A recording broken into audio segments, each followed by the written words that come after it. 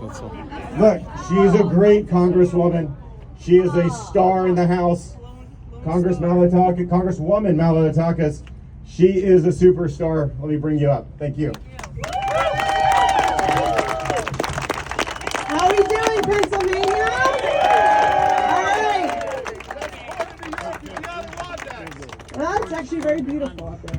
I am very proud to be from New York City, where it is the birthplace of the 45th and 47th President, Donald J. Trump. But as Chad said, we have a lot of problems in New York City, obviously. And a lot of the criminals, the gang members, the drug traffickers, the rapists, the murderers that he talked about being let in have made their way to my city. Yeah. Partly because of this, we know that the problems that Kamala and Biden caused, 60 executive orders that undid the progress, undid the border. This was a man-made, created crisis. My city made it worse by offering billions of dollars in incentives, free housing, luxury hotel room, food, healthcare, whatever, you name it. But the reality is the people of New York and the people across this country are suffering. Right. We saw women raped and murdered. Jocelyn and Gary, Rachel Morin, Laken Riley. Laken Riley was murdered by somebody that New York released back onto the streets because they no longer wanted to cooperate with immigration officials. 100% preventable, all those tragedies. We had a guy who murdered his 23 people in his home country of Peru, and he was released into the interior of this country. We had people shooting at NYPD officers. A young girl, 13, raped in Queens. We had a young woman under the Coney Island, right? Famous landmark, Coney Island cyclone, under the boardwalk, raped. All these people, what do they have in common? These guys that did this were all caught at our border by CBP agents. But under the Biden-Harris rules, they were directed to be released into our interior. That is tragic, and it would never happen under President Donald Trump.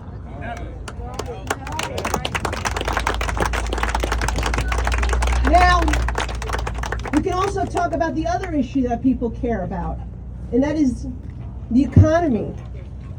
Under President Trump, he created millions of jobs. He gave an across-the-board tax cut to our working and middle class. He lifted middle-class wages.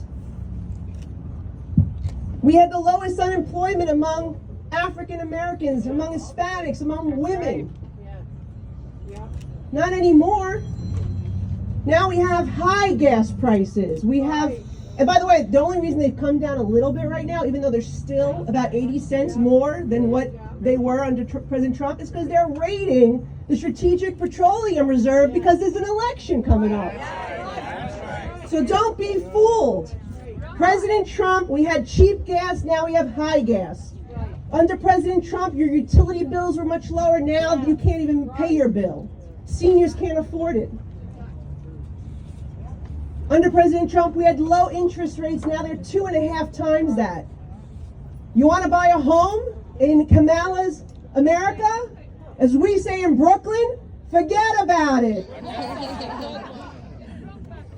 So that's what we got to do. We need to restore common sense. We need to restore sanity. We need to restore a secure border. We need to restore an administration that supports our law enforcement. And we can have it all. And I'll tell you, New York, you know, Frank Sinatra used to say, it's up to you, New York, New York. It's up to you, PA. Listen to me. The whole country is counting on you. Not to put pressure, but the whole country is riding on Pennsylvania. So use these next few days wisely. You cannot make it up after Election Day. Let's not wake up on the day after Election Day and realize that this country's going to get worse. Let's wake up and be proud that we're going to restore an administration that's going to make America safe again, secure again, prosperous again,